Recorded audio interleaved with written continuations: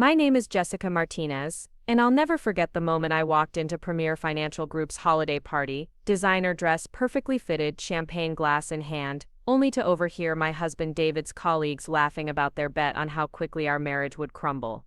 6 months, tops, Brandon Cooper chuckled, adjusting his expensive watch. Maybe 8 if she's really good in bed. Tyler Morgan shook his head confidently. Nah, she'll be out by spring. Girls like that always show their true colors when the honeymoon phase ends.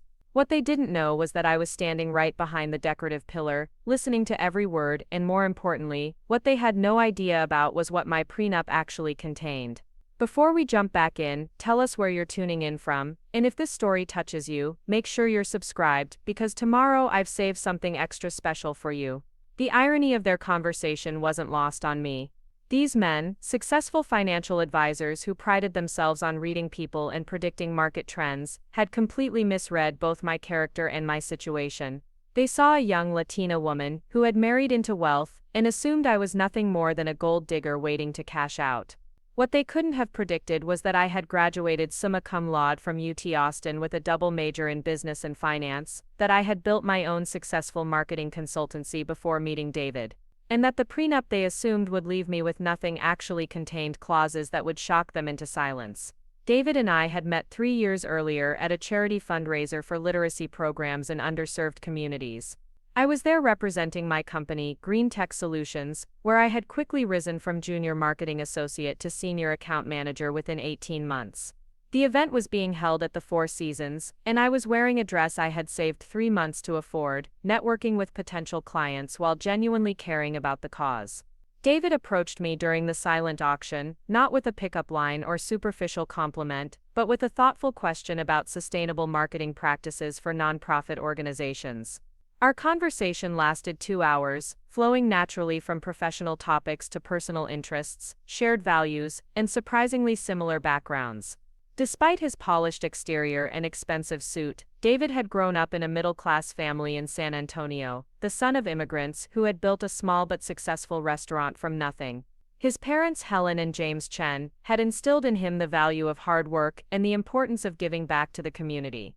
He had earned his position at Premier Financial Group through merit scholarships, internships, and the kind of determination that comes from watching your parents sacrifice everything for their children's future. What attracted me to David wasn't his financial success, though I'd be lying if I said stability wasn't appealing after years of building my career from scratch. It was his genuine respect for my ambitions, his curiosity about my work, and the way he listened when I talked about my goals to eventually start my own agency. During our 6-month courtship, he never once suggested I should scale back my career plans or hinted that his income made my professional aspirations unnecessary. When other men I had dated made jokes about being intimidated by successful women, David actively encouraged me to negotiate for better contracts and supported my decision to leave Green Tech to launch Martinez Marketing Solutions. Our engagement came with complications I hadn't anticipated, primarily from David's social circle and some of his colleagues who had very specific ideas about appropriate partners for successful financial advisors. The first red flag appeared during our engagement party at Austin Country Club, an event that Helen and James had insisted on hosting despite my parents' more modest means. I overheard Amy Chen Williams, David's sister, explaining to someone that David was going through a phase and that the marriage probably wouldn't last because I was too different from their usual crowd. The prenup discussion arose naturally during our wedding planning, initiated by David himself rather than his family or legal advisors. I want to protect both of us, he explained one evening, as we reviewed vendor contracts for our wedding. Not because I doubt our marriage, but because I've seen too many couples destroy each other financially when relationships end badly. My mentor at work went through a devastating divorce that cost him his house, his savings, and his relationship with his kids because everything became a legal battle. I appreciated his practical approach and agreed that financial clarity would strengthen rather than weaken our foundation. What David's colleagues and even some of his family members didn't realize was that I brought my own assets to the marriage. My marketing consultancy was generating 6 figures annually. I owned my downtown loft free and clear thanks to smart investments during the real estate downturn, and I had built a substantial portfolio through careful financial planning that started with my first job out of college. When we met with Michael Rodriguez, the attorney handling our prenup, I insisted on independent legal representation to ensure my interests were protected. This decision surprised David's family, who had expected me to simply accept whatever terms their family lawyer proposed. Instead, I came to the table with my own attorney, detailed financial disclosures, and specific requirements for how our assets would be handled during marriage and in the unlikely event of divorce. The prenup we ultimately signed was far more complex than the simple she gets nothing document that David's colleagues assumed existed. It included provisions for spousal support based on length of marriage, protection for business assets acquired before and during marriage, specific clauses about infidelity and abandonment, and most importantly, a escalating equity stake in any jointly acquired properties or investments. The document also contained what my attorney called bad faith clauses, provisions that would dramatically shift the financial distribution if either party engaged in behavior designed to harm the other's career, reputation, or financial standing.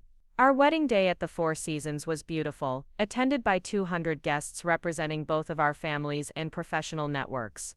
I wore my grandmother's mantilla, with a custom dress that honored both my heritage and David's preferences, while ensuring I felt authentically myself. David's vows spoke about partnership, mutual respect, and building something lasting together. My vows emphasized our shared commitment to supporting each other's dreams while maintaining our individual identities. Looking back, those words would prove more prophetic than either of us realized. The first year of marriage exceeded my expectations in most ways. David was supportive of my business, often referring potential clients and helping me navigate complex contract negotiations. We traveled together to conferences where we could both network and learn, and our financial partnership allowed us to invest in real estate opportunities that benefited both of our portfolios. We purchased a stunning home in Westlake Hills, a 4-bedroom contemporary with panoramic views of the hill country, which we agreed to own jointly with specific equity stakes.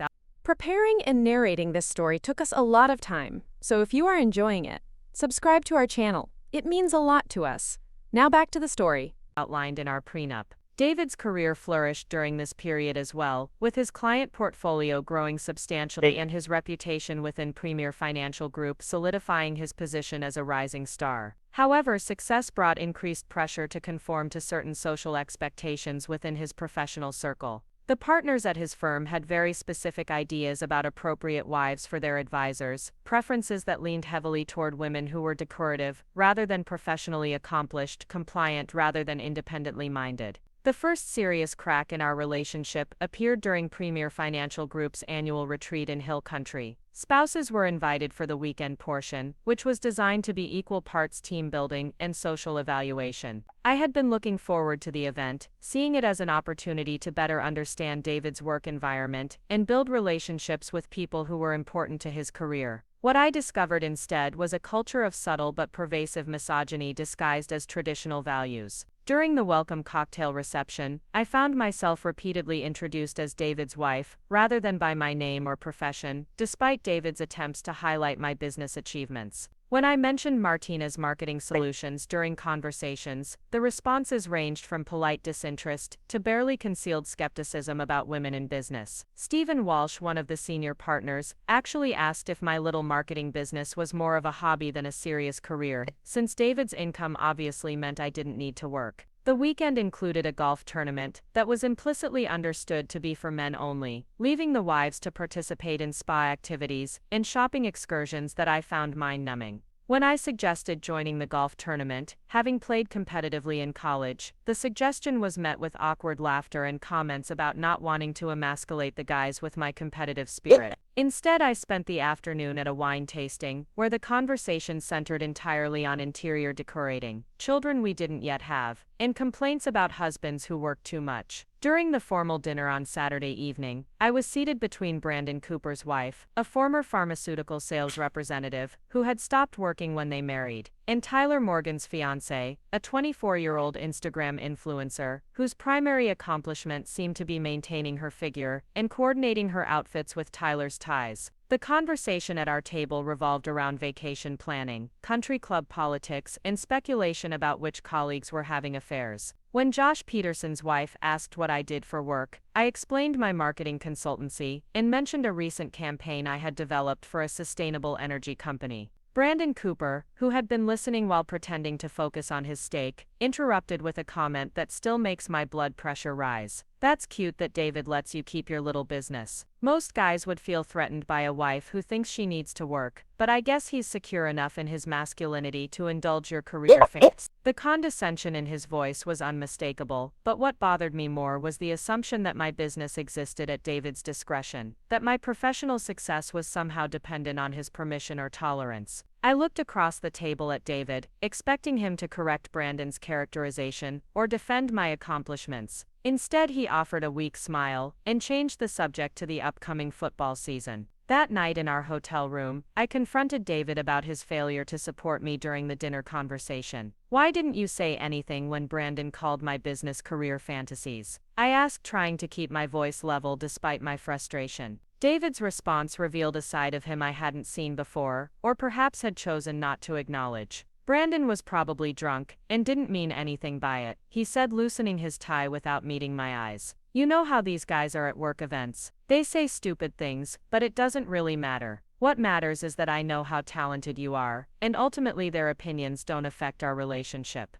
His dismissal felt like a betrayal, because it suggested that my professional reputation and dignity were less important than maintaining harmony with his colleagues. "Their opinions do matter if they're influencing how you're perceived at work," I countered. "And they matter to me, because I have to exist in social situations with these people. When you don't defend me, it signals that you agree with their assessment." David sat heavily on the edge of the bed, running his hands through his hair in frustration. "Jessica, you're making this more complicated than it needs to be. I'm not going to jeopardize my standing at the firm because Brandon Cooper has outdated ideas about women. You're strong enough to handle a few ignorant comments, and picking fights with my colleagues isn't going to change their minds about anything." The conversation continued in circles for another hour, with David consistently prioritizing workplace harmony over my dignity and comfort. I began to understand that the supportive partner I had married was being gradually replaced by someone who valued acceptance from his professional peers more than respect for his wife. This wasn't a sudden transformation, but rather a slow erosion of the values he had claimed to hold when we were dating. Over the following months, subtle changes in David's behavior became more apparent. He stopped mentioning my business achievements in social situations, instead allowing people to assume I was unemployed or employed in some trivial capacity. When I landed a major contract with a national restaurant chain, requiring expansion of my team and relocation to a larger office space, David's response was lukewarm congratulations, followed by concerns about how my increased travel schedule would affect our social obligations. The most telling incident occurred during a dinner party at Stephen Walsh's house, where I was seated next to Carol Anderson, Premier Financial Group's HR director.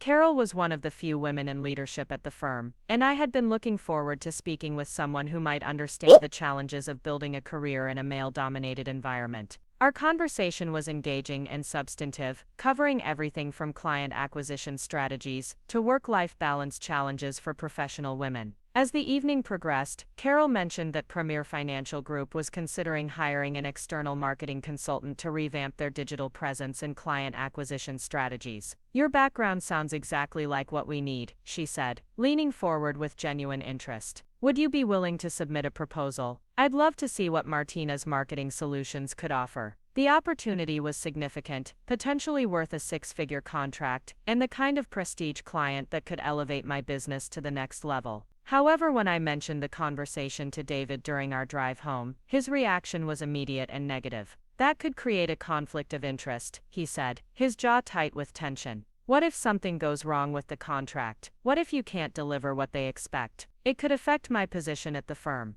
His concerns weren't entirely unreasonable, but his tone suggested that he viewed my professional success as a potential threat to his career, rather than an opportunity for our family to benefit from my expertise. "I'm not going to fail, David," I replied, stung by his lack of confidence. "This is exactly the kind of opportunity I've been working toward, and I'm qualified to handle it." "I'm not saying you're not qualified," he backtracked, though his body language suggested otherwise. "I'm just saying that mixing our professional lives could complicate things in ways we haven't considered. Maybe it would be better to focus on clients outside of my industry." The subtext was clear. David was more concerned about potential embarrassment if I failed than excited about the possibility of my success. This represented a fundamental shift from the man who had encouraged my ambitions during our courtship to someone who viewed my achievements as potential liabilities to his own career advancement. Despite David's reservations, I decided to submit a proposal to Premier Financial Group, confident in my abilities and determined not to let his insecurities limit my professional growth. The proposal process required several meetings with different department heads, each of whom expressed enthusiasm for my ideas and experience. Carol Anderson became an advocate for my services, particularly impressed by my track record with financial services clients and my innovative approach to digital marketing. When Premier Financial Group offered me the contract, it was for substantially more than my initial proposal, reflecting their eagerness to work with someone who understood both marketing strategy and financial services culture. The project would involve a complete overhaul of their website, development of new client acquisition strategies, and creation of thought leadership content to position their advisors as industry experts. David's reaction to the news was complicated, mixing pride in my accomplishment with anxiety about potential workplace implications. "Congratulations," he said, when I shared the news, though his smile seemed forced. "I'm proud of you for landing such a big contract. I just hope we can keep things professional and separate from our personal relationship." His response felt like a warning, rather than celebration, suggesting that he expected our marriage to become secondary to managing workplace politics. This conversation marked the beginning of a period where David became increasingly critical of my work habits, questioning late nights at the office, and expressing frustration when my travel schedule conflicted with social obligations related to his career. The Premier Financial Group contract proved to be everything I had hoped professionally, allowing me to showcase my skills on a larger stage while building relationships with influential figures in Austin's business community. The project's success led to referrals from other financial services firms and established Martinez Marketing Solutions as a recognized player in the industry. However, this professional triumph coincided with growing tension in my marriage as David struggled to reconcile his pride in my success with his discomfort at being married to someone whose career was flourishing independently of his influence or support. The foundation was being laid for the confrontation that would ultimately expose not only the true nature of my marriage, but also the shocking contents of our prenup, revelations that would leave David's colleagues speechless and their betting pool suddenly very expensive for everyone involved. The transformation in David's behavior became most apparent during what should have been our greatest triumph as a couple. My Premier Financial Group contract had exceeded all expectations, generating positive feedback from clients and colleagues alike. The digital marketing campaign I had developed increased their new client acquisition by 43% within the first quarter, while the thought leadership content strategy positioned several of their advisors as quoted experts in major financial publications. Carol Anderson had privately mentioned that the firm's managing partners were considering offering me a long-term retainer agreement that would essentially make Martinez Marketing Solutions their exclusive digital marketing partner. Simultaneously, David had been promoted to senior financial advisor, with a substantial salary increase and profit-sharing opportunities that moved us into a significantly higher tax bracket. On paper, we were the picture of a power couple, both excelling in our respective fields while building substantial joint wealth. Our Westlake Hills home had appreciated considerably. Our investment portfolio was performing well above market averages, and we had been featured in Austin Business Journal as one of the city's rising power couples under 35. The irony of our public success was that our private relationship was deteriorating in direct proportion to our professional achievements. David's promotion had come with increased pressure to conform to the senior leadership's social expectations, which included participating in exclusive country club events, high-dollar charity galas, and informal networking gatherings, where wives were expected to play specific supportive roles. These events required a particular type of performance that I found increasingly uncomfortable and inauthentic. At the annual Premier Financial Group charity auction, held at the Austin Country Club, I witnessed the full extent of how David's colleagues viewed appropriate spousal behavior. The event raised money for local children's hospitals, a cause I genuinely supported, but the evening's dynamics revealed troubling attitudes about women's roles in their social hierarchy. The partners' wives were expected to organize silent auction displays, coordinate table settings, and manage guest registration, essentially providing unpaid event planning services, while their husbands networked and conducted business. When I arrived at the venue wearing a professional but elegant black dress and immediately began helping with registration check-in, I noticed several disapproving glances from other wives who were dressed more formally and seemed to view my willingness to work as somehow inappropriate. Margaret Walsh, Stephen's wife, approached me with barely concealed irritation. "Jessica dear, you don't need to worry about the manual labor. We have staff for that. Why don't you join the other ladies at table 12? We're discussing the upcoming hospital wing dedication." Her tone suggested that my behavior was embarrassing, though I couldn't understand why helping with event logistics was problematic. When I politely explained that I enjoyed being useful and had experience with event management through my business, Margaret's expression grew more strained. "I'm sure your little business keeps you busy, but tonight you're here as David's wife. There's a certain way we do things at these events, and it's important to maintain appropriate standards." The word appropriate carried loaded implications about class, ethnicity, and social positioning that made my skin crawl. I had attended dozens of similar events in my professional capacity, often managing far more complex logistics than a charity auction, but apparently my competence was viewed as a threat to established social hierarchies, rather than an asset to be appreciated. David's response to these subtle conflicts was consistently disappointing. When I mentioned Margaret's comments during our drive home, he sighed heavily and suggested that I was being overly sensitive. "Margaret has been organizing these events for 15 years, he said, his voice carrying a tone of mild exasperation. "She probably just wants things to run smoothly and knows what works best. You don't need to prove yourself at every social event, Jessica. Sometimes it's okay to just enjoy the evening." His dismissal stung because it suggested that my desire to contribute meaningfully was somehow inappropriate or unnecessary. "I wasn't trying to prove myself," I replied, fighting to keep my voice level. "I was trying to help with an event for a cause I care about. Since when is being useful considered problematic behavior?" David pulled into our driveway and turned off the engine before responding, his body language suggesting that he found this conversation tiresome.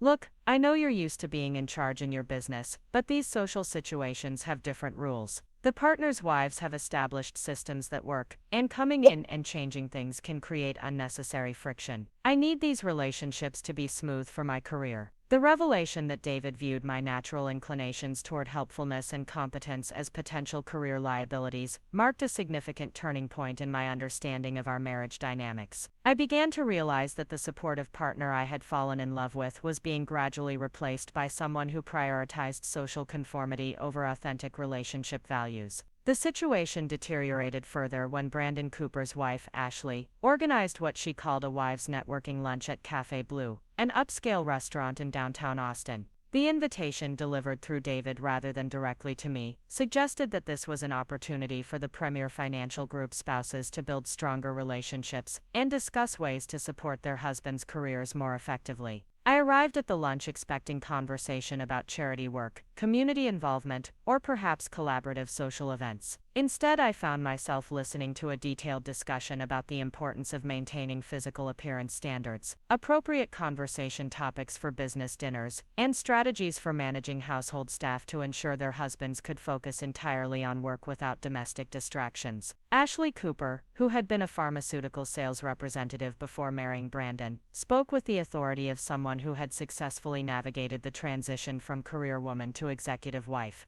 "The key is understanding that our role is to make our husbands look successful and stable," she explained, cutting her salad into precise pieces. "Clients want to work with advisors who have their personal lives perfectly organized, and that means we need to create environments where our husbands can excel without worrying about household management or social complications." Tina Morgan, Tyler's fiancée, nodded enthusiastically while taking notes on her phone. "Tyler always says that his clients are impressed when I remember their wives' names and ask about their children. It shows that he has good attention to detail in his personal life, which makes them trust his professional judgment." The conversation continued in this vein for nearly 2 hours, with various wives sharing strategies for supporting their husbands' careers through careful management of social relationships, household operations, and personal presentation. When the discussion turned to appropriate topics for business dinner conversations, I found myself increasingly uncomfortable with the underlying assumptions about women's intellectual capabilities and interests. Margaret Walsh, who seemed to function as the unofficial leader of this group, addressed me directly for the first time during the lunch.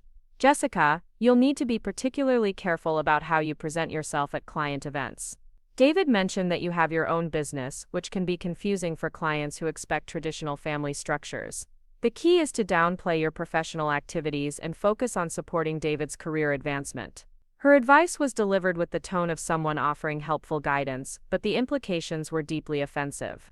She was essentially suggesting that my professional success was a liability that needed to be hidden or minimized to avoid confusing clients who had outdated expectations about spousal roles.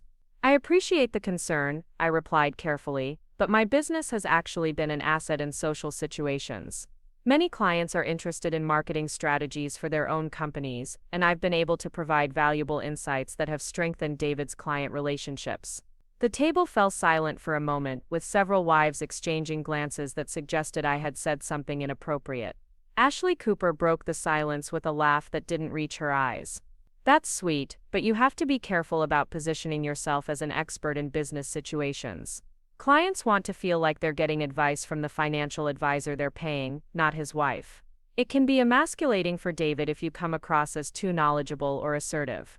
The word emasculating hung in the air like a challenge, suggesting that my competence was somehow threatening to David's masculinity rather than complementary to his expertise. This conversation revealed the extent to which these women had internalized misogynistic attitudes about appropriate female behavior, viewing their own intelligence and capabilities as potential threats to their husband's success rather than valuable assets to be celebrated. When I recounted this lunch conversation to David that evening, his response confirmed my growing suspicions about his changing priorities. Rather than being offended by his colleagues' wives' suggestions that I should hide my professional accomplishments, he seemed to view their advice as potentially helpful. Maybe they have a point about being strategic in how you present yourself, he said, not looking up from his laptop where he was reviewing client portfolios. I've noticed that some of the older clients seem more comfortable when conversations focus on traditional topics rather than business strategy. It might be worth considering their perspective. His casual agreement with the suggestion that I should diminish myself for the comfort of others felt like a fundamental betrayal of the values he had claimed to hold when we were dating. Are you seriously suggesting that I should pretend to be less intelligent or accomplished to make your clients more comfortable? I asked, my voice rising despite my efforts to remain calm. David finally looked up from his laptop, his expression suggesting that he found my emotional response excessive. I'm not saying you should pretend to be anything, I'm just saying that different situations call for different approaches. You don't need to lead every conversation or demonstrate your expertise in every social situation. Sometimes the best strategy is to let other people shine. The phrase "let other people shine" was particularly galling because it implied that my natural inclination to contribute meaningfully to conversations was somehow attention-seeking rather than genuinely helpful. David was essentially asking me to perform a version of femininity that required self-diminishment as a form of respect for male ego and social hierarchy. Our arguments about these social expectations became more frequent and more heated as David's promotion brought increased pressure to conform to senior leadership's cultural norms. The final straw came during Premier Financial Group's annual holiday party, the same event where I would later overhear the betting pool conversation, but several weeks before that devastating discovery. The holiday party was held at the Four Seasons, the same venue where David and I had first met, which should have made the evening nostalgic and romantic. Instead, it became a showcase for everything that had gone wrong in our relationship over the past year. David had insisted that I wear a specific dress he had selected, a conservative navy blue number that he claimed was appropriate for the occasion, but that I found matronly and unflattering. When I suggested an alternative, a burgundy dress that was equally professional but more stylish and better suited to my coloring, David's reaction was surprisingly intense. The navy dress sends the right message, he insisted, his tone brooking no argument. It shows that you understand the importance of this event and respect the firm's culture. The idea that my clothing choice could send messages about my respect for his workplace felt absurd and controlling, but David seemed genuinely anxious about my appearance in ways that suggested deeper insecurities about how his colleagues perceived our marriage. Against my better judgment, I wore the navy dress, immediately feeling underdressed compared to other wives who had chosen more fashionable options for the holiday celebration. The evening began poorly and deteriorated from there. During cocktail hour, I found myself in a conversation with Josh Peterson and his wife about sustainable investing trends, a topic where I had substantial knowledge due to my work with environmental organizations. When I mentioned specific examples of companies that had successfully integrated environmental considerations into their business models while improving profitability, Josh's wife, Linda, interrupted with a comment that stopped the conversation cold.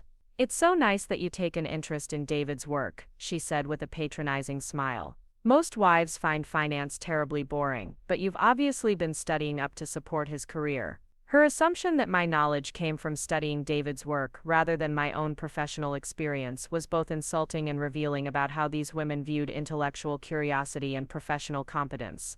Before I could correct her misunderstanding, David appeared at my elbow and smoothly redirected the conversation to holiday travel plans, effectively silencing me without directly telling me to stop talking.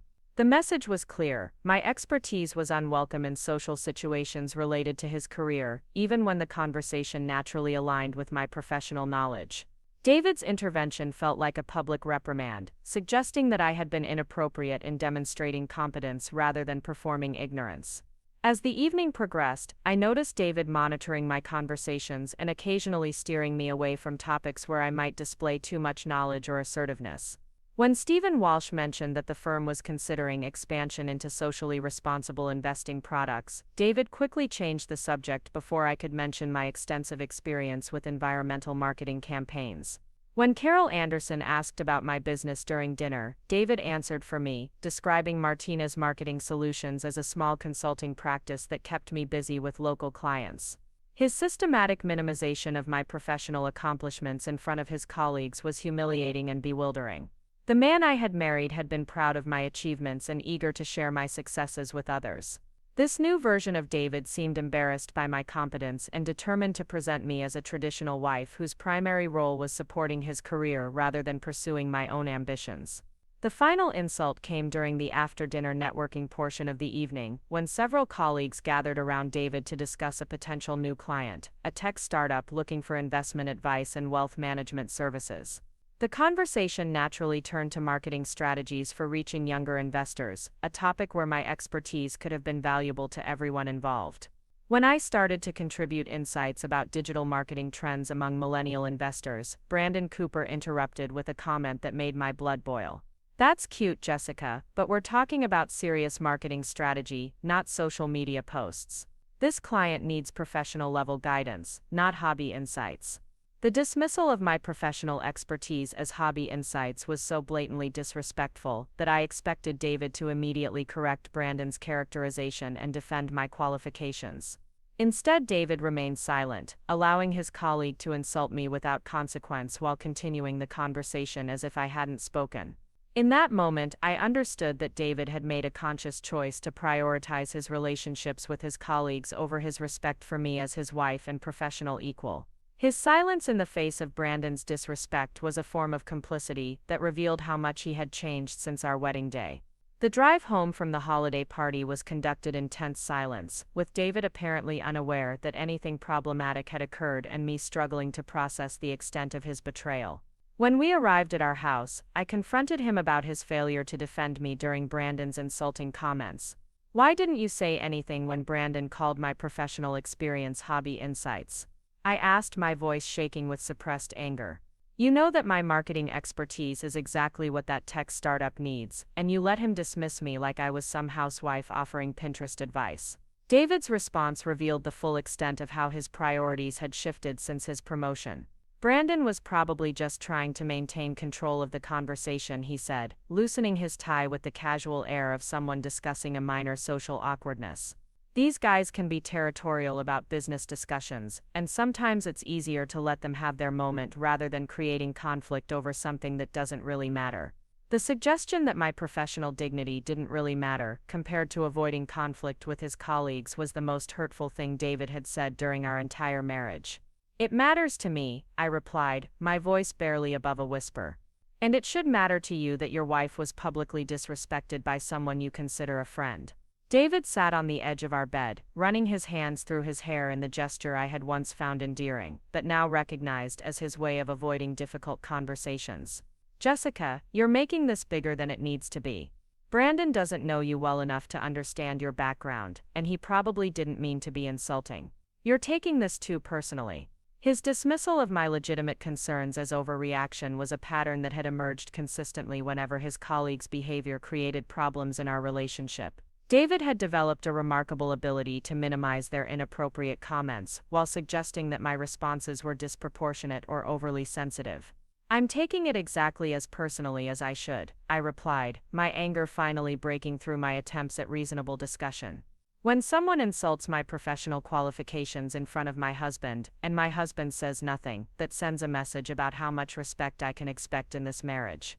The conversation continued in circles for another hour, with David consistently defending his colleagues' behavior while characterizing my expectations of basic respect as unreasonable demands that could jeopardize his career advancement.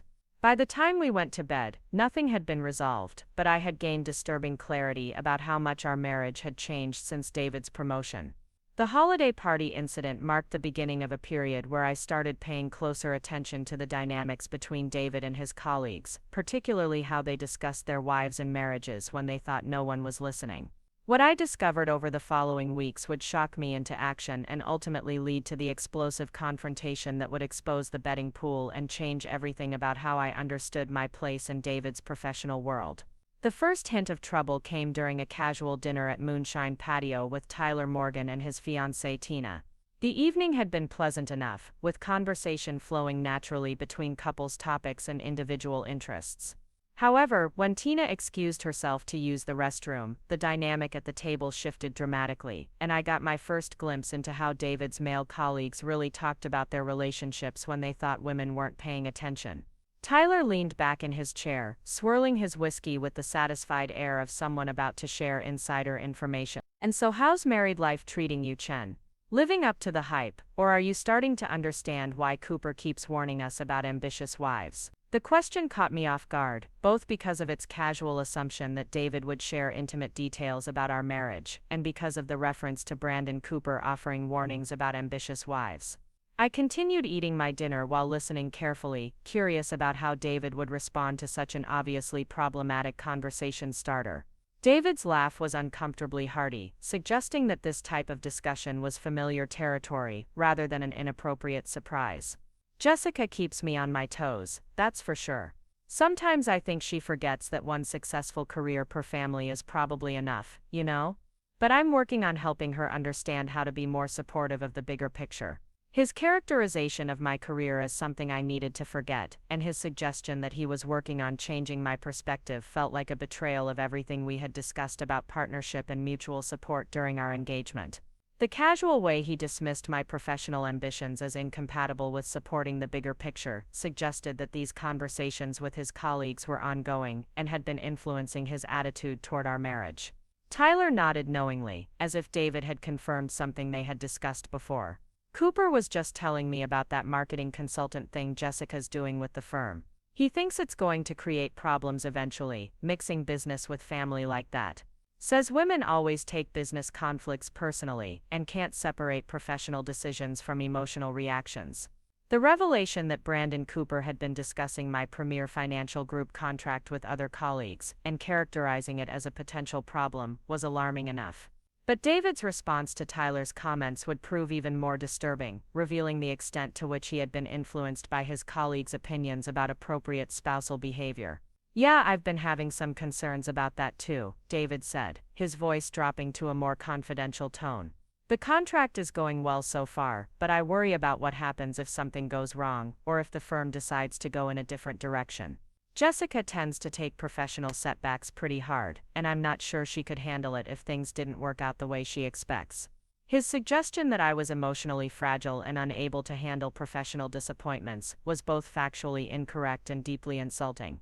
Throughout my career, I had navigated numerous challenging client relationships, contract negotiations, and business setbacks with the kind of professionalism that had earned me the Premier Financial Group opportunity in the first place. David knew this about me, which made his mischaracterization to Tyler feel like deliberate sabotage rather than honest concern. Tina returned to the table before the conversation could continue, and the men smoothly transitioned to discussing football playoffs, but I had heard enough to understand that David's colleagues were actively discussing my professional activities as problematic for his career advancement. More troubling was the revelation that David was participating in these discussions and seemingly agreeing with their negative assessments of my character and capabilities. Over the following days, I found myself replaying that conversation and analyzing other recent interactions with David's colleagues through a new lens of understanding. Comments that I had interpreted as merely thoughtless or outdated began to seem more deliberate and coordinated, as if there was an organized effort to pressure David into conforming to specific expectations about spousal behavior. The pattern became more apparent during subsequent social events, where I noticed that conversations would stop abruptly when I approached groups of David's male colleagues, or restart in obviously different directions that suggested my presence was unwelcome. When I mentioned these observations to David, he dismissed them as paranoid interpretations of normal workplace social dynamics. "You're reading too much into things," he said, when I described feeling excluded from conversations at Stephen Walsh's birthday party. "These guys talk about work constantly, and they probably just don't want to bore you with inside baseball about client management and investment strategies." His explanation might have been plausible if the conversations had actually been about technical financial topics, but I had been close enough to overhear discussions about golf handicaps, vacation plans, and restaurant recommendations before they stopped abruptly upon my arrival. The pattern was too consistent to be coincidental, and David's refusal to acknowledge what was obviously happening suggested that he was either willfully blind to his colleagues' behavior or complicit in excluding me from their social circle. The situation reached a crisis point during what should have been a celebration of my professional success. The Premier Financial Group marketing campaign had been selected as a finalist for Austin Business Journal's Marketing Campaign of the Year award, a significant honor that reflected well on both my company and the firm's willingness to work with innovative local businesses. Carol Anderson had called personally to congratulate me and mentioned that the managing partners were impressed with the positive attention my work was bringing to their firm. When I shared this news with David, expecting pride and celebration, his response was lukewarm at best. "That's nice," he said, barely looking up from his phone where he was reviewing client emails. "I hope this doesn't create unrealistic expectations about future contracts. One successful campaign doesn't necessarily mean long-term viability in this market." His immediate focus on potential downsides, rather than celebrating my achievement, felt like cold water thrown on what should have been a moment of shared joy. When I pointed out that he seemed unable to simply congratulate me without adding cautionary notes, he became defensive and turned the conversation back to his own work pressures. "I'm sorry if I don't seem excited enough," he said with obvious irritation. "I've got 3 major client presentations this week, and the quarterly review meeting with the partners on Friday. I'm dealing with real career pressure here, and sometimes marketing awards don't seem as important in the bigger picture of our financial future." His characterization of my professional recognition as less important than his work obligations revealed how completely his perspective had shifted since our wedding. The man I had married would have been genuinely thrilled about my success and proud to share the news with his colleagues. This new version of David seemed to view my achievements as distractions from his career advancement rather than accomplishments worth celebrating. The final piece of evidence about his colleagues' attitudes came from an unexpected source. Rachel Thompson, my best friend since college, had been hired as a temporary event coordinator for Premier Financial Group's quarterly client appreciation event, a large networking gathering that would include both financial advisors and their spouses. Rachel's position gave her access to planning meetings and casual conversations among the firm's employees that revealed disturbing information about how my marriage was being discussed in David's workplace. "I need to tell you something, and you're not going to like it," Rachel said when she called me the evening before the client event. "I was setting up tables this afternoon when I overheard Stephen Walsh and Brandon Cooper talking about tomorrow night. They were discussing the importance of appropriate spouse presentations for client relations, and your name came up specifically." My stomach dropped as Rachel continued her account of the conversation she had witnessed. According to her, Stephen Walsh had expressed concerns about my overly assertive behavior at previous firm events and suggested that David needed to manage the situation more effectively to avoid client discomfort. Brandon said something about David being a good advisor who just needed to get his personal life more aligned with firm expectations. Rachel continued, her voice tight with anger on my behalf. Then Stephen said that ambitious wives could be career killers if they weren't handled properly, and that David was smart enough to figure out how to solve the problem before it affected his partnership track. The revelation that my husband's colleagues viewed me as a problem that needed to be solved was devastating enough. But the suggestion that David was expected to handle the situation implied that they had been pressuring him to change my behavior or limit my involvement in firm-related social events. David's increasingly critical attitude toward my professional activities and social interactions suddenly made perfect sense as a response to workplace pressure rather than genuine personal concerns. "There's more," Rachel said, her voice dropping to barely above a whisper. "I heard Brandon mention something about a betting pool regarding how long marriages like yours typically last. He said something about ambitious women's usually showing their true colors within the first year or two, and that smart guys learn to cut their losses before things get too expensive." The reference to a betting pool about marriage duration was shocking enough to leave me speechless for several moments. The idea that David's colleagues were treating our relationship like entertainment, placing wagers on our likelihood of divorce, was both deeply hurtful and professionally damaging.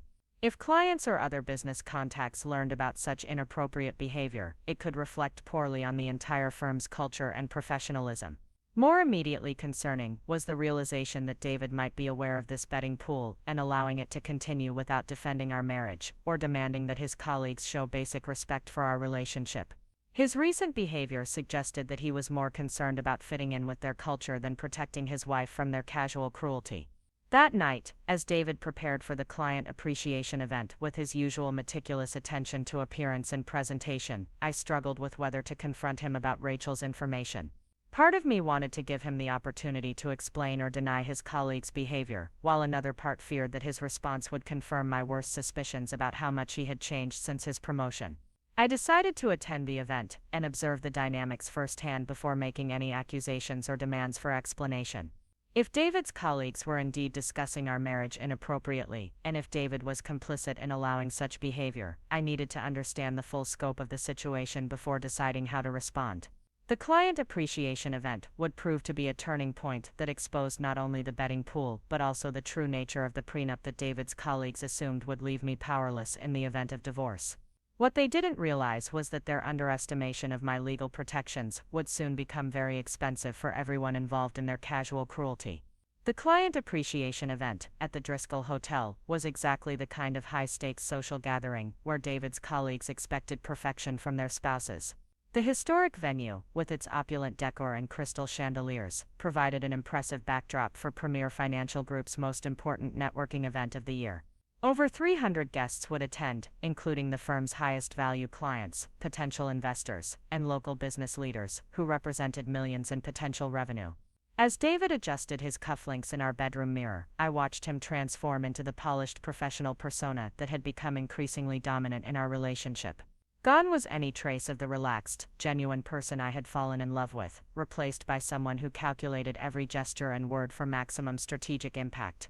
His attention to detail was obsessive, from his perfectly pressed tuxedo to his practiced smile that conveyed confident, competent competence without appearing arrogant.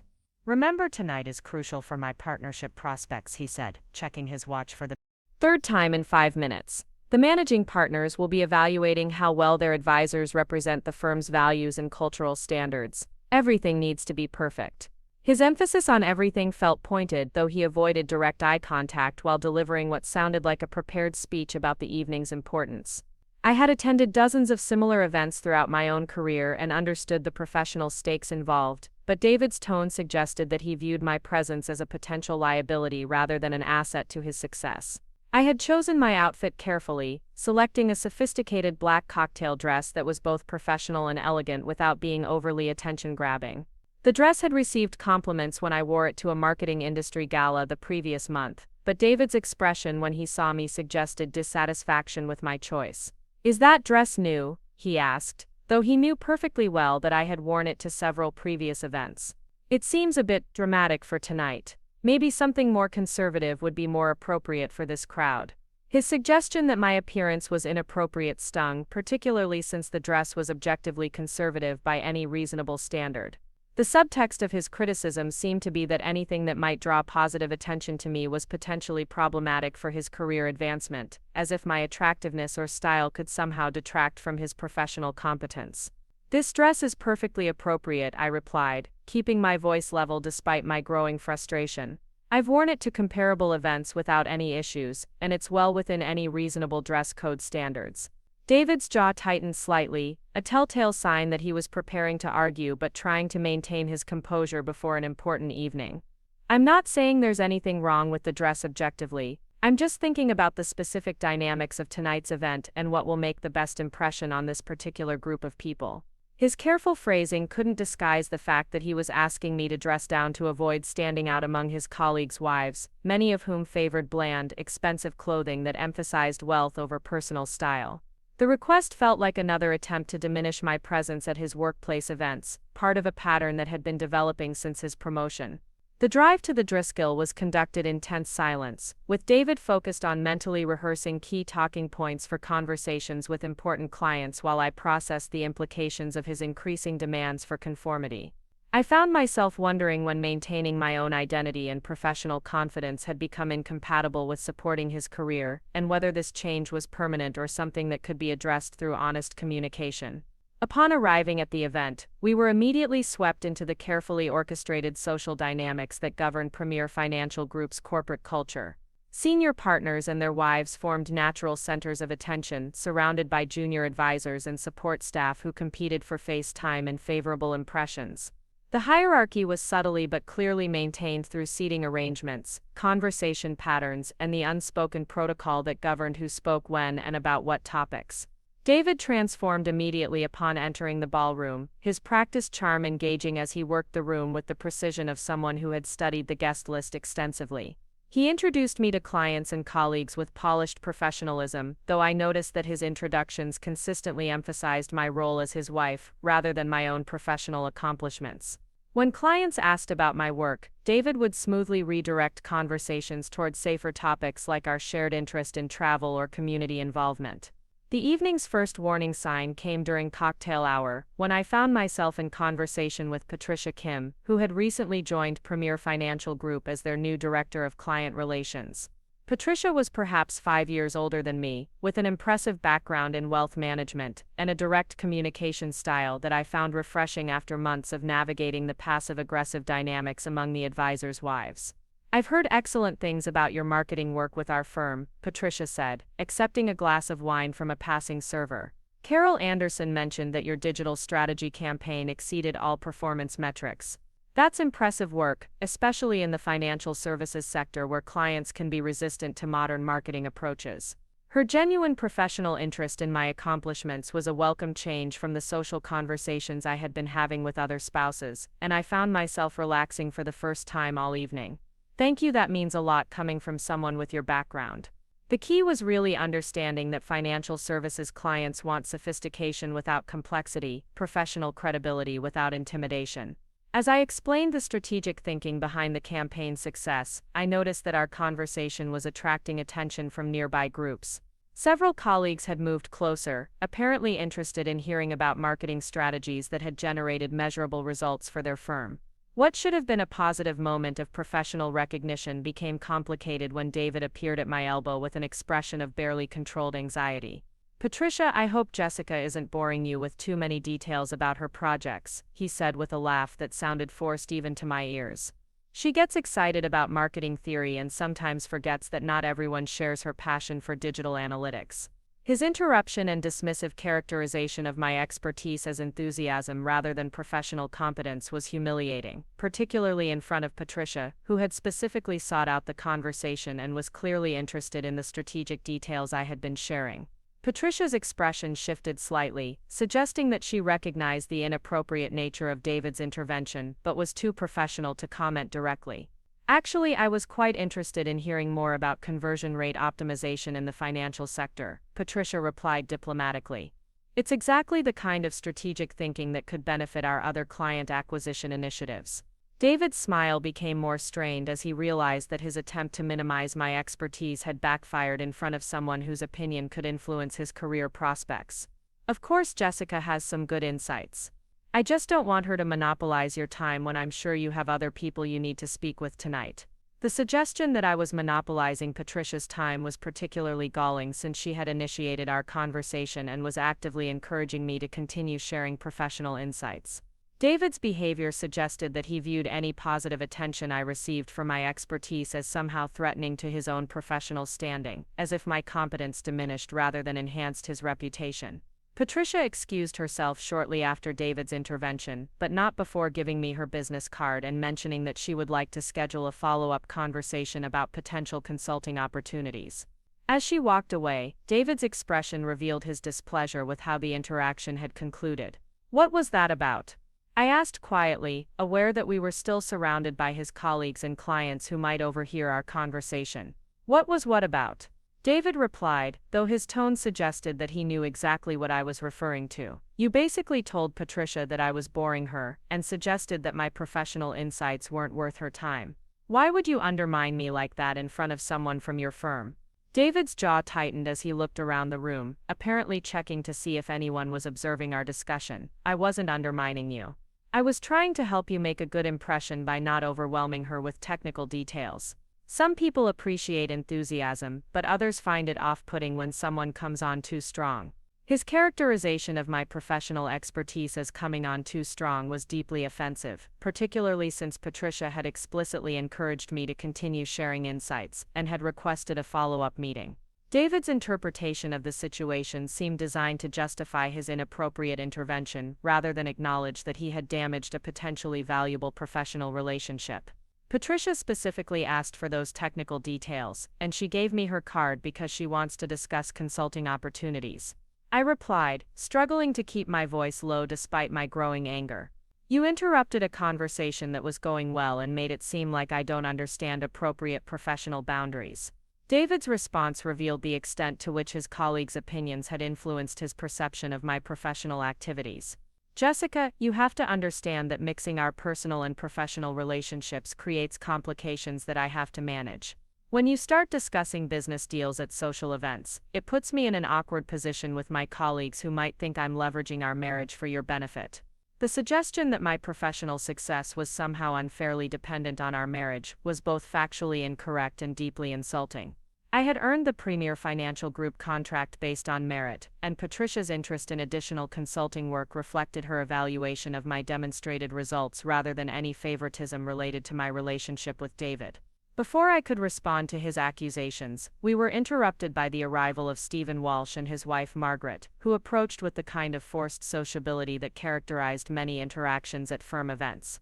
Stephen was one of the senior partners whose approval could significantly impact David's partnership prospects, making this conversation potentially crucial for his career advancement. "David, excellent work on the Morrison account," Stephen said, shaking hands with his characteristic firm grip. "Your presentation to their board was exactly what they needed to hear about portfolio diversification strategies." As the men discussed David's recent professional successes, Margaret turned her attention to me with the practiced social skills that came from decades of corporate wife experience.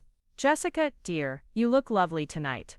I heard you were chatting with Patricia Kim earlier. She's quite ambitious, isn't she? Sometimes these career women can be a bit intense in social situations." Her comment about Patricia being intense seemed designed to elicit agreement about the inappropriateness of discussing business at social events, but I found myself unwilling to participate in criticizing someone who had shown genuine professional respect for my accomplishments. "Patricia was very professional and knowledgeable," I replied carefully. "It was refreshing to speak with someone who understands the complexities of marketing in the financial services sector." Margaret's expression shifted slightly, suggesting that my response hadn't aligned with her expectations. "Well, of course professional knowledge is important, but these events are really about building personal relationships and creating comfortable environments for clients. Sometimes too much business talk can make people feel like they're still at work rather than enjoying a social occasion." Her critique of too much business talk was ironic given that the men's conversation had been entirely focused on professional topics, but pointing out this inconsistency would have been considered inappropriate according to the unwritten rules that govern spousal behavior at firm events. Stephen Walsh turned his attention to me as his conversation with David reached a natural pause. "Jessica, Margaret tells me you've been doing some marketing work with the firm. How are you finding the financial services industry? I imagine it's quite different from your previous experience." His question provided an opportunity to demonstrate my expertise and build a positive relationship with one of David's most important colleagues, but I was acutely aware that David was watching my response with obvious anxiety. The tension between wanting to make a good impression and avoiding the kind of detailed professional discussion that David had just criticized created an impossible situation. It's been a fascinating learning experience, I replied diplomatically. The financial services industry has unique marketing challenges that require sophisticated strategies to build trust while communicating complex information clearly. Stephen nodded approvingly, apparently satisfied with my professional but appropriately general response. Excellent perspective. Trust is indeed the foundation of everything we do in this business. David is fortunate to have a wife who understands the importance of our industry. His characterization of my understanding as fortunate for David rather than professionally valuable in its own right reflected the subtle but pervasive attitude that viewed wives' knowledge as assets for their husbands rather than independent accomplishments worth recognizing. As the conversation continued, I noticed David relaxing slightly, apparently relieved that I had managed to discuss my work without triggering the kind of detailed business conversation that he had been concerned about. However, his relief felt conditional, as if my acceptability in these social situations depended on constantly moderating my expertise to avoid threatening established hierarchies or making others uncomfortable. The evening's second warning sign emerged during dinner, when I found myself seated between Carol Anderson and Brandon Cooper's wife Ashley.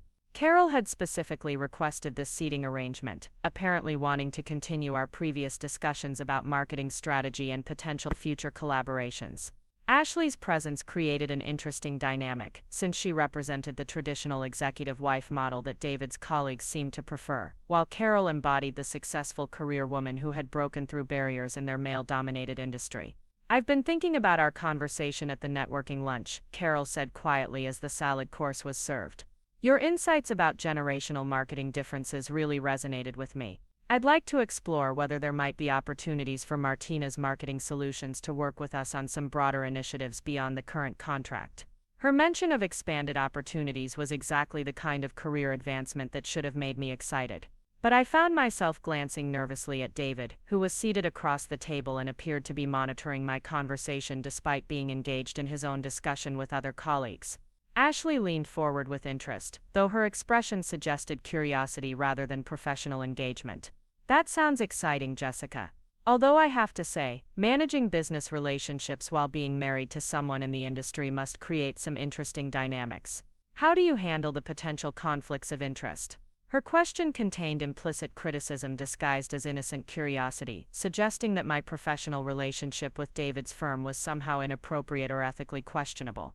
The implication that my marriage created inherent conflicts of interest in my business dealings was both professionally damaging and personally insulting. Professional relationships should be based on merit and results rather than personal connections. I replied evenly. My work with Premier Financial Group has been successful because it delivers measurable value, not because of my marriage to David. Carol nodded in agreement, apparently appreciating my emphasis on professional standards and measurable results. Exactly right. The business case for our collaboration is completely independent of personal relationships. Jessica's marketing expertise has generated significant returns on investment that justify expanded partnerships based purely on professional criteria. Her validation of my professional competence felt like a lifeline in an environment where such recognition was increasingly rare, but Ashley's response suggested that not everyone at the table was convinced by arguments about merit-based business relationships. "Of course results matter," Ashley said with a smile that didn't reach her eyes, "but appearances matter too, especially in a client-facing business like financial services. Clients want to feel confident that they're getting objective advice, and sometimes personal relationships can create questions about motivations and priorities." Her suggestion that my marriage to David might cause clients to question the objectivity of business advice was a serious professional allegation that could damage both my reputation and David's career prospects if it gained traction among his colleagues. The accusation was particularly troubling because it was phrased as concern for professional standards rather than obvious personal animosity. Before I could respond to Ashley's implications, David's voice cut across the table with obvious tension. "Ladies, I hope we're not talking shop too much at dinner. These social events are supposed to be about relaxation and personal connections rather than business strategy sessions." His interruption was clearly directed at me, though he phrased it as a general comment to avoid appearing controlling in front of his colleagues. The message was unmistakable. He wanted me to stop discussing professional topics even when others had initiated those conversations and were expressing genuine interest in my expertise. Carol's expression suggested that she recognized the inappropriateness of David's intervention, particularly since their conversation had been entirely professional and relevant to firm business. Actually, I find these informal discussions quite valuable for exploring new ideas and potential collaborations. Some of our best innovations have come from conversations that started at social events. Her diplomatic response supported my right to engage in professional discussions while avoiding direct criticism of David's attempt to silence me, but the damage to the evening's dynamic was already done. David's public intervention had created an awkward tension that made continuing the conversation impossible without appearing to defy his wishes in front of his colleagues.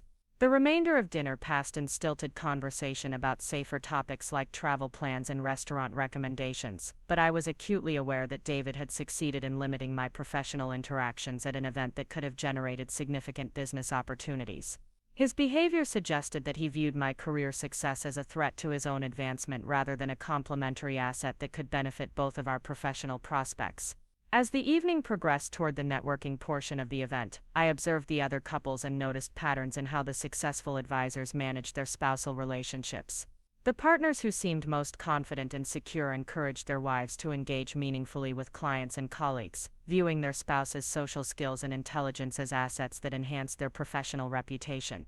In contrast, the advisors who appeared most anxious about their standing consistently limited their wives' interactions and seemed uncomfortable whenever their spouses demonstrated independent competence or expertise. David's behavior clearly aligned with the second pattern, suggesting that his recent promotion had actually increased his insecurity, rather than building his confidence in our relationship's value to his career. This realization was troubling because it implied that his attempts to control my professional activities would likely intensify as he pursued partnership rather than diminishing once he achieved greater security within the firm. The evening's final warning sign came during the after-dinner reception, when I excused myself to use the restroom and overheard a conversation that would fundamentally change my understanding of the social dynamics at David's workplace. As I approached the ladies' lounge, I could hear voices from inside discussing the evening's events with the kind of frank honesty that women often reserve for private spaces away from their husbands and male colleagues. "Did you see Jessica Chen monopolizing Patricia Kim during cocktails?" Ashley Cooper's voice was immediately recognizable, though her tone was more critical than it had been during our dinner conversation. I swear, some women just can't help themselves when they get around successful people. They have to prove how smart and accomplished they are instead of just being gracious company. Margaret Walsh's response revealed even more disturbing attitudes about appropriate feminine behavior in professional settings. It's exactly what Stephen was worried about when David got promoted. Ambitious wives can be career killers if they don't understand proper boundaries. Jessica seems like a sweet girl, but she clearly doesn't understand how things work at this level. The casual way they discussed my supposed failure to understand proper boundaries was deeply offensive, particularly since my conversations throughout the evening had been entirely appropriate and had been initiated by others who expressed genuine professional interest in my expertise. Their characterization of my behavior as inappropriate seemed based on the assumption that wives should avoid demonstrating competence that might overshadow their husbands rather than any objective assessment of social propriety. "Brandon says the betting pool is getting quite interesting," Ashley continued, apparently unaware that her voice was carrying clearly through the lounge's acoustics. "Most of the guys think ambitious women like Jessica burn out when they realize how much work it takes to maintain a successful marriage at this level. The smart money is on divorce within 18 months, especially if she keeps trying to build her own career instead of focusing on supporting David's advancement." The revelation that David's colleagues were actively betting on our marriage's failure was devastating enough to leave me frozen in the hallway outside the restroom. The casual cruelty of treating my relationship as entertainment for their gambling was beyond anything I had imagined, even after witnessing months of increasingly inappropriate behavior from his workplace social circle.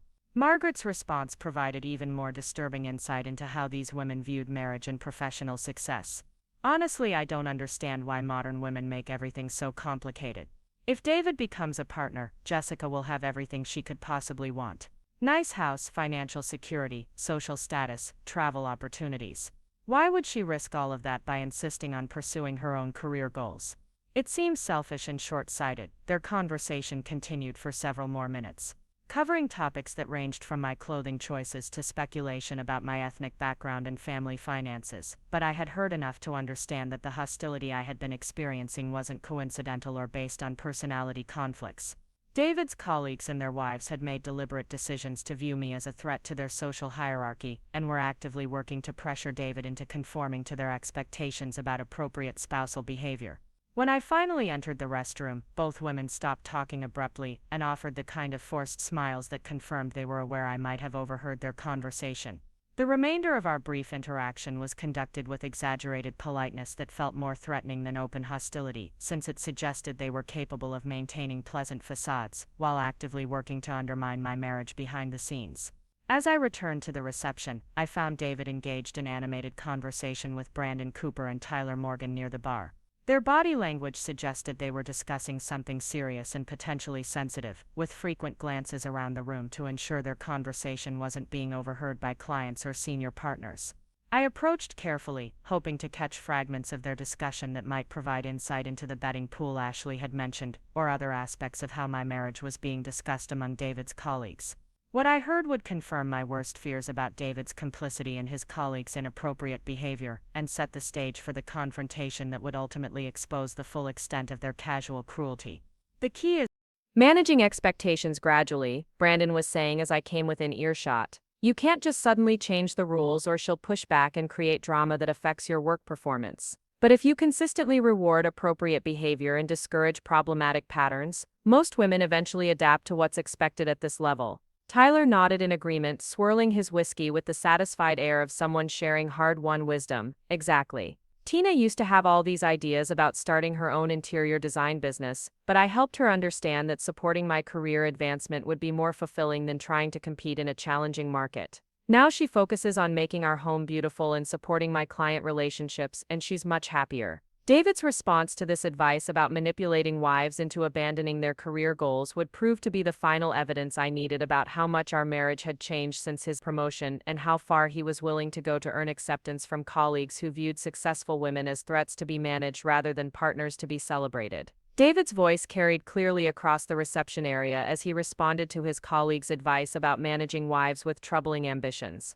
You're absolutely right about the gradual approach. Jessica's been resistant to some of the changes I've suggested, but I think she's starting to understand that her individual goals might not align with our bigger picture as a couple. The key is helping her see that supporting my partnership track will benefit both of us more than pursuing separate careers. His casual agreement with Brandon and Tyler's manipulative strategies felt like a physical blow. The man I had married would never have participated in a conversation about psychologically conditioning his wife to abandon her professional aspirations. Yet here was David openly discussing techniques for gradually undermining my career confidence and redirecting my energy toward supporting his advancement. Brandon took a long sip of his drink before continuing with the authority of someone who considered himself an expert on marriage management. The most important thing is maintaining frame control. If you let her think these are negotiations where her opinion carries equal weight, you'll end up in endless arguments about fairness and compromise. But if you present changes as natural evolution toward more mature relationship dynamics, most intelligent women will eventually recognize the logic and adapt accordingly. The term frame control revealed the calculated nature of their approach to spousal relationships, treating marriage as a psychological power struggle rather than a partnership between equals. Their discussion wasn't about communication or mutual respect but about manipulation techniques designed to gradually erode wives' independence while making the process seem like natural relationship growth. Tyler nodded enthusiastically, apparently eager to share his own success story about redirecting his fiancé's ambitions. Tina actually thanked me last month for helping her realize that her interior design dreams were unrealistic given the current market conditions. She said she felt relieved to focus on creating a beautiful home environment instead of stressing about client acquisition and business development. Now she channels all that creative energy into supporting my career and managing our social obligations. His proud description of crushing his fiancé's professional dreams and convincing her to be grateful for the privilege was nauseating, but David's response would prove even more devastating to my understanding of our marriage and his true character. That's exactly the kind of outcome I'm hoping for with Jessica, David said, his voice filled with the satisfaction of someone who believed he was making progress toward an important goal. She's incredibly talented, but her marketing consultancy creates unnecessary stress and complicates our social dynamics with firm colleagues. I think she's beginning to realize that she could be much happier focusing her intelligence and energy on supporting our shared goals rather than maintaining separate professional aspirations. His characterization of my successful business as unnecessary stress and his suggestion that I would be much happier abandoning my career revealed the extent to which he had internalized his colleagues' attitudes about appropriate feminine behavior. The David I had married had celebrated my professional achievements and encouraged my ambitions, but this version of him spoke about my career as an obstacle to our happiness rather than a source of pride and fulfillment. Brandon's next comment provided disturbing insight into how these men viewed the betting pool that Ashley had mentioned in the restroom. Speaking of shared goals, how confident are you feeling about the timeline we discussed? Cooper's got money riding on your situation resolving itself favorably within the next 6 months, and frankly, some of us are getting concerned about the variables involved. The casual reference to money riding on David's ability to resolve our situation confirmed that the betting pool was not only real but directly related to whether David could successfully pressure me into conforming to his colleagues' expectations about appropriate spousal behavior. The men weren't just gambling on our marriage's longevity but on David's ability to psychologically manipulate me into abandoning my career and independence. David's laugh was uncomfortably hearty, suggesting that he was fully aware of the betting pool and comfortable participating in conversations about our marriage as a source of entertainment for his colleagues. Cooper doesn't need to worry about his investment. Jessica's smart enough to recognize a good opportunity when she sees one, and I'm confident she'll make the right choice about prioritizing our future together over individual career goals that don't serve our bigger picture. His reference to Cooper's investment in our marriage's outcome was deeply disturbing, implying that David's colleagues had financial incentives for him to succeed in controlling my behavior. The suggestion that I would make the right choice about abandoning my career revealed his assumption that the outcome was inevitable rather than a matter of mutual decision-making between equal partners. Tyler raised his glass in what appeared to be a toast to David's confidence about resolving our situation successfully. Here's to smart women making smart choices, and to partnerships that understand the difference between individual ambition and family success. As the three men clinked glasses in celebration of their shared philosophy about managing ambitious wives, I realized that I had been listening to David participate enthusiastically in a conversation that treated our marriage as a project requiring strategic management rather than a relationship built on love and mutual respect. His comfort with their manipulative advice and casual participation in gambling on our relationship's outcome revealed a fundamental betrayal that went far beyond simple workplace pressure or temporary poor judgment. I quietly moved away from their conversation, my mind racing with the implications of what I had overheard. David wasn't simply struggling with peer pressure or making mistakes due to career stress. He was actively participating in a coordinated effort to psychologically manipulate me into abandoning my professional identity, and his colleagues had financial incentives tied to his success in that manipulation.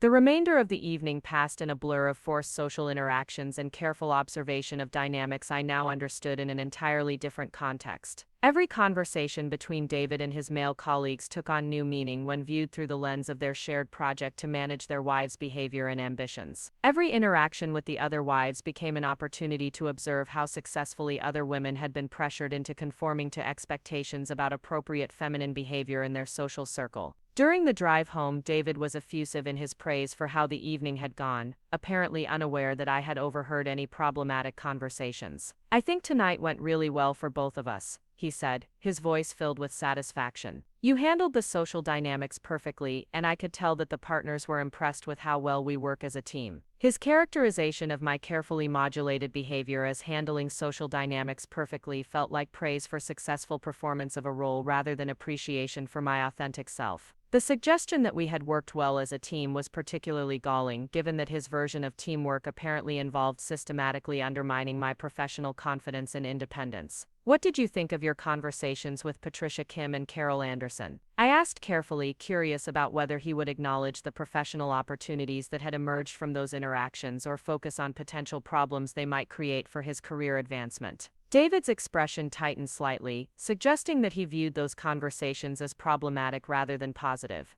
"They were fine, but I think you need to be careful about getting too deep into business discussions at social events. Tonight worked out well because you kept things appropriately general, but I've noticed that you sometimes get carried away with technical details that can make people uncomfortable." His suggestion that my professional expertise made people uncomfortable was part of the gaslighting strategy that Brandon had recommended, designed to make me doubt my own judgment about appropriate social behavior while gradually conditioning me to suppress my knowledge and competence in professional settings. Patricia specifically mentioned wanting to schedule follow-up meetings about additional consulting opportunities. I replied, testing whether David would express pride in my professional success or concern about its implications for his career. Carol also seemed interested in exploring broader collaboration possibilities. David's response confirmed my worst fears about his true attitude toward my professional achievements. Those kinds of ongoing business relationships with my firm create complications that we haven't fully thought through, he said, his voice taking on the patronizing tone I had been hearing increasingly often. It might be smarter to focus on building your client base with companies that don't have direct connections to my career. That way we can avoid potential conflicts of interest or awkward situations if business relationships don't work out as expected. His suggestion that I should limit my professional opportunities to avoid complications for his career revealed the extent to which he had internalized his colleagues' attitudes about wives' careers as potential liabilities rather than valuable assets. The David I had married would have been excited about professional opportunities that reflected well on both of our reputations, but this version of him viewed my success as a threat requiring careful management. Over the following days, I found myself analyzing our entire relationship through the new lens of understanding provided by the conversations I had overheard at the client appreciation event. David's recent behavior patterns suddenly made perfect sense when viewed as deliberate attempts to implement the manipulation strategies his colleagues had recommended rather than natural responses to career stress or communication challenges. His criticism of my professional activities, his attempts to limit my involvement in firm social events, his systematic minimization of my achievements in front of his colleagues, and his growing demands for conformity to traditional spousal roles were all part of a coordinated campaign to gradually erode my independence and redirect my energy towards supporting his career advancement. The realization that our marriage had become a strategic project rather than a genuine partnership was devastating enough, but the knowledge that his colleagues were financially invested in his success at psychological manipulation added a layer of humiliation that was almost unbearable. I had been reduced to entertainment for men who viewed successful women as problems to be solved rather than individuals deserving of respect and autonomy. More immediately concerning was the question of how to respond to this situation. Confronting David directly about the conversations I had overheard would likely result in denial, gaslighting, and accusations that I had misinterpreted innocent workplace banter. His colleagues had apparently spent considerable time developing strategies for managing wives who resisted their manipulation, and they would be prepared for direct challenges to their authority. Instead, I decided to conduct my own investigation into the true nature of my legal protections in the event that our marriage continued to deteriorate. The prenup that David's colleagues assumed would leave me powerless contained provisions that none of them understood, and their underestimation of my legal position could prove very expensive for everyone involved in their casual cruelty. I contacted Michael Rodriguez, the attorney who had handled our prenup negotiations, and scheduled an emergency consultation to review the document's provisions in light of David's recent behavior. Michael had insisted on including specific clauses that would protect me from exactly the kind of psychological manipulation and career sabotage I was now experiencing, but I wanted to understand the full scope of my legal options before deciding how to proceed. The meeting with Michael Rodriguez took place in his downtown office, a modern space with floor-to-ceiling windows overlooking Lady Bird Lake. Michael had represented me during our prenup negotiations with the kind of aggressive advocacy that had impressed me then and would prove invaluable now in protecting my interests against David's systematic attempts to undermine my career and independence. "Tell me about the specific behaviors you've been experiencing," Michael said, settling back in his leather chair with the focused attention of someone who had handled numerous cases involving spousal manipulation and financial abuse. "The document we created includes several protective provisions, but I need to understand the current situation to advise you properly about your options." I described David's recent pattern of undermining my professional activities, his attempts to limit my involvement in business opportunities, his systematic criticism of my career choices, and his participation in workplace conversations about managing ambitious wives through psychological manipulation techniques. Michael took detailed notes while I spoke, occasionally asking clarifying questions about specific incidents and their impact on my business and emotional well-being. "This behavior clearly falls under several protective clauses we included in your prenup," Michael said when I finished recounting the situation. "Specifically, the document contains provisions addressing career interference, reputation damage, and what we called bad faith behavior designed to harm your professional or personal interests." His explanation of the prenup's protective provisions was both reassuring and revealing about how thoroughly we had anticipated potential problems in our marriage. The document that David's colleagues assumed would leave me financially vulnerable actually contained sophisticated protections against exactly the kind of behavior I was experiencing. The career interference clause provides for substantial financial penalties if either spouse engages in behavior designed to damage the other's professional opportunities or reputation. Michael continued, referencing specific sections of our agreement. Given your description of David's systematic attempts to limit your business activities and undermine your professional relationships, there are grounds for significant financial consequences under this provision. The revelation that David's behavior was already triggering financial penalties under our prenup was satisfying in a way that surprised me with its intensity. His colleague's assumption that I was powerless in our relationship was about to prove very expensive for everyone involved in their manipulation project. Michael's explanation continued with details about other protective provisions that addressed reputation damage and psychological manipulation. The bad faith clause is particularly relevant to your situation. It provides for escalating financial consequences if either spouse engages in systematic behavior designed to harm the other's mental health, professional standing, or personal autonomy. Based on your description of David's participation in workplace gambling about your marriage and his implementation of manipulation strategies recommended by colleagues, there are strong grounds for invoking this provision. The sophistication of our prenup's protective mechanisms reflected Michael's experience with high-conflict divorces and his understanding of how financial abuse often manifested in professional relationships. We had included provisions that most prenups ignored, specifically addressing psychological manipulation, career sabotage, and reputational damage as forms of marital misconduct that warranted financial consequences. What would invoking these clauses mean practically?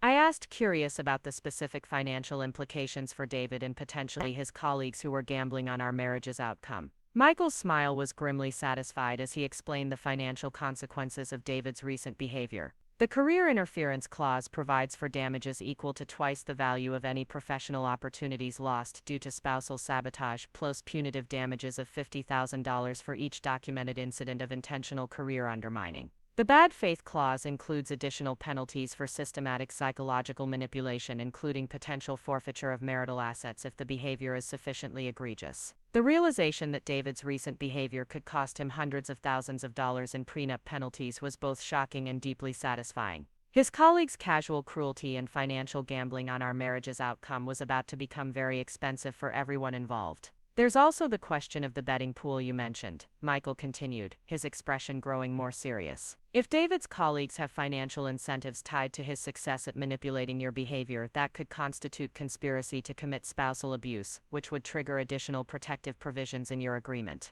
The possibility that David's colleagues could face legal consequences for their gambling on our marriage was an unexpected bonus that added another layer of satisfaction to my growing sense of empowerment. Their assumption that I was powerless and unprotected was about to prove catastrophically incorrect. Michael recommended documenting David's continued behavior while preparing to invoke the prenup's protective provisions if his manipulation attempts escalated. The beauty of the agreement we created is that it doesn't require divorce to protect your interests. The financial penalties kick in based on behavior regardless of whether the marriage continues or ends. Armed with this knowledge about my legal protections, I returned home with a newfound sense of confidence and strategic clarity. David's colleagues had made the mistake of underestimating both my legal position and my willingness to use the sophisticated protections we had built into our prenup.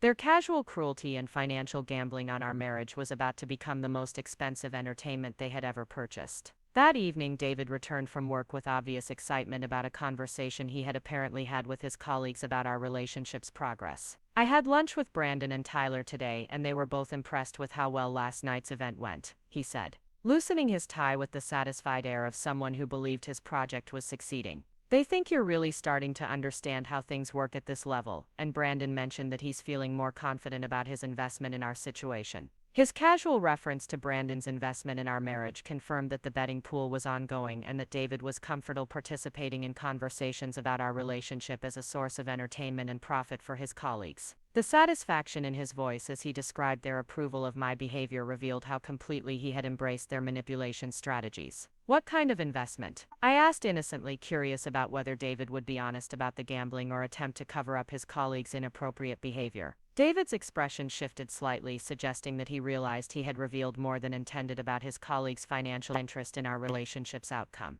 Just figure of speech, he said with a laugh that sounded forced. Brandon's invested in seeing all his colleagues succeed in their personal relationships because it reflects well on the firm's culture and stability. His attempt to reframe the betting pool as concern for firm culture was transparently dishonest, but I decided not to press the issue directly. Instead, I would wait for the right moment to reveal my knowledge of their gambling and the expensive consequences they were about to face for their casual cruelty. Over the following weeks, David's behavior escalated in ways that perfectly aligned with his colleagues' manipulation strategies while simultaneously documenting the kind of systematic career interference that would trigger significant financial penalties under our prenup. He began questioning my business decisions more aggressively, suggesting that my consulting work was causing unnecessary stress and preventing me from focusing on more important priorities like supporting his career advancement. When Patricia Kim called to schedule a follow-up meeting about additional consulting opportunities with Premier Financial Group, David strongly discouraged me from pursuing the discussion. These ongoing business relationships with my firm are creating complications that could affect my partnership prospects, he said, his tone suggesting that I was being selfish and short-sighted by prioritizing my career over his advancement. Maybe it's time to consider whether maintaining your consulting business is really worth the potential risks to our future together.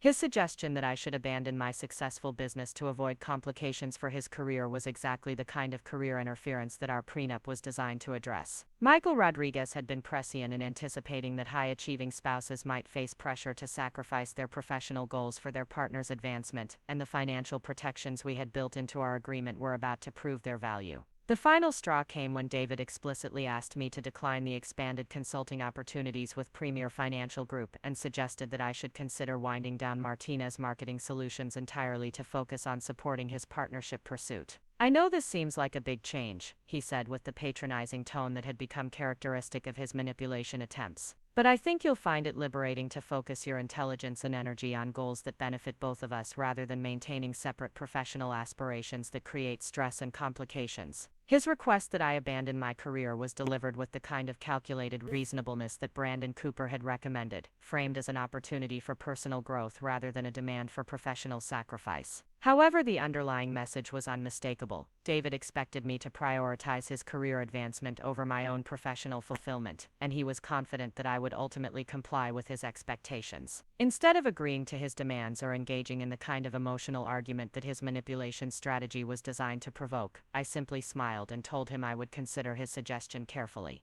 What David didn't realize was that I was documenting every conversation, every demand, and every attempt at career interference, as evidence of the systematic behavior that would trigger substantial financial penalties under our prenup. The time had come to reveal the true contents of our prenup and show David's colleagues exactly how expensive their betting pool was about to become. Their assumption that I was powerless and unprotected would prove to be the most costly mistake they had ever made in their professional lives. The confrontation that would expose everything took place the following Friday evening, when David invited Brandon Cooper and Tyler Morgan to our house for what he described as a casual dinner among colleagues. However, their conversation over drinks revealed that the evening's true purpose was to celebrate David's progress in implementing their manipulation strategies and to discuss the timeline for my complete capitulation to their expectations about appropriate spousal behavior. As they sat in our living room, drinking wine that I had purchased and enjoying appetizers that I had prepared, these men casually discussed my professional future as if I were property to be managed rather than a person deserving of respect and autonomy. Their assumption that I would ultimately conform to their expectations about feminine behavior was about to prove spectacularly wrong, and the financial consequences of their arrogance would shock them into silence. The moment had arrived to show them exactly what my prenup contained and how much their casual cruelty was going to cost them. Up next, you've got two more standout stories right on your screen. If this one hit the mark, you won't want to pass these up. Just click and check them out.